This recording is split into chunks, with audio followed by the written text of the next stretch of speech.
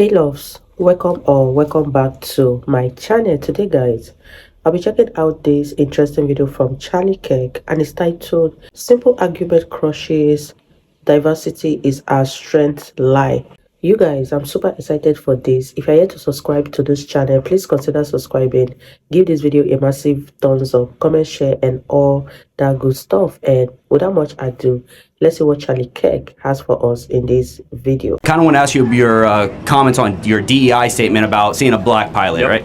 Prior Air Force vet, worked in airframe my 7 years while I was in before I was medically retired. So I fixed them for a while.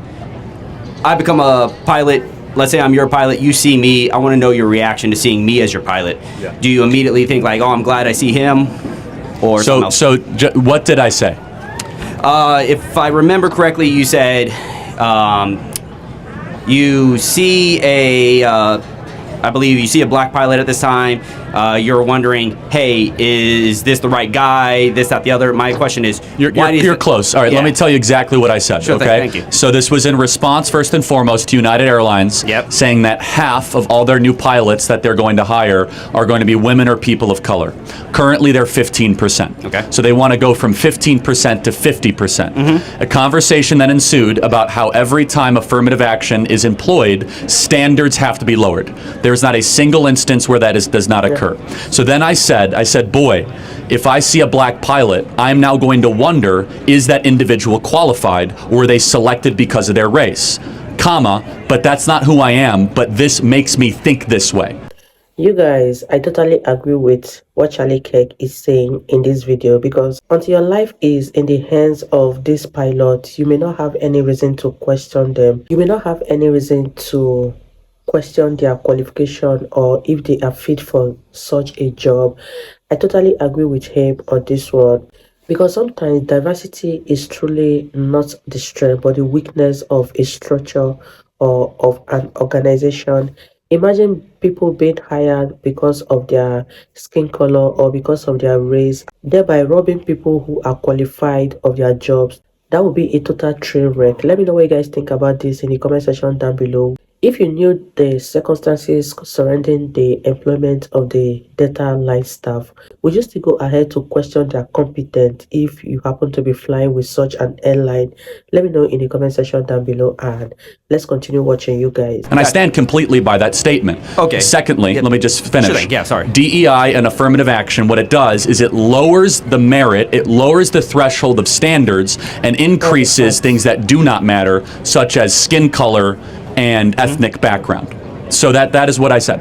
Okay. So I just want, like, you see me, and so if I see you as a white individual, I think that you were selected because of your competency, not because of an affirmative action program. All right. So let's say I apply as an African American because I am African American. I just look very white, which is legit. Are you South African or? No. My father's black. My mother's white. Okay. My father raised me.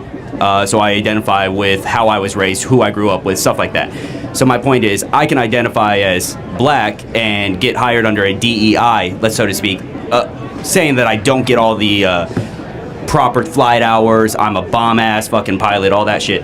But you see me, you immediately see that I'm white. You don't. That's not cause for you to concern and be like, I wonder if this guy's got it. You see me, right? Well, again, just going back to what I said. Yeah. A white individual does not have special hiring quotas or practices that are giving them an extra leg up. In fact, it's the opposite. So let me use a similar analogy. At Harvard, white and Asian students had to get 200 or 300 points better score on the SAT than comparable Pacific Islander, Native American, or black students. And this happens across the board. This is happening in medical schools. This is happening in surgical practices. So your example aside, you immediately assume when you see a macro trend that affirmative action and DEI means we're going to elevate race above competency. And I think every single person in this audience, if you go into a surgery and all of a sudden your doctor comes and he says, hey, I was hired because of DEI. I really don't know what I'm doing. You're about to go under. We're about to operate on your kidney. It's like, whoa. You're not going to say diversity is our strength. You want the best surgeon. Now, a more important question to ask me is, Charlie, Do you believe that black pilots can be qualified? Of course, any individual can be qualified. I want a hiring quota and program that only cares about qualification, not skin color. And thirdly, I would say, why does United Airlines care so much about the color of the pilots that are flying them? Shouldn't they just want the best pilots? When you guys are flying from Vegas to Dallas or Vegas to Chicago, are you going to feel safer or more comfortable when you hit turbulence if you have a diverse pilot, or if you have a cockpit of the most qualified people that are there that have proven that they know how to land and fly planes? Yeah. Thank you. Yep. Just want to ask one more thing for that. How do you, because I saw the video, you used the Harvard perspective as well there. How do you feel about legacies in that regard? Because legacies obviously have a leg up in getting into certain institutions just based on who went there before them that is close to them. How do I feel? I think legacies are somewhat against merit, to be consistent. Yeah. So, I mean, just want to make sure you're consistent. But I will say, though, that the study of legacies have been done because their parents are smart. They're usually actually pretty smart. And so the moving average is that legacies aren't nearly as unqualified as some affirmative action people, but there are plenty of unqualified legacies that get into Ivy League institutions, to be consistent. Sweet. Thanks. Thank you. Appreciate it. Anytime.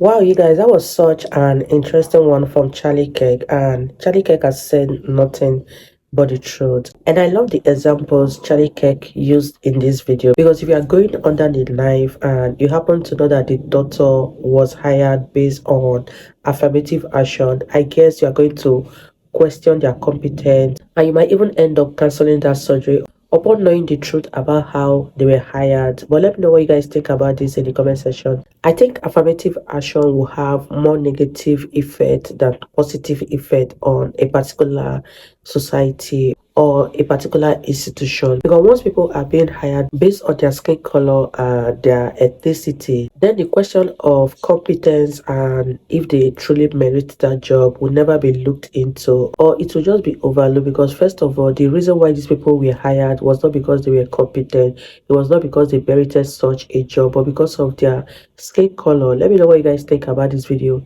in the comment section down below. I really love this debate from Charlie Kirk. It was very insightful and very educating, and I enjoyed every minute of it. If you guys enjoyed watching, give this video a massive thumbs up, comment, share, and all that good stuff, and I'll see you all in my next video. Bye guys.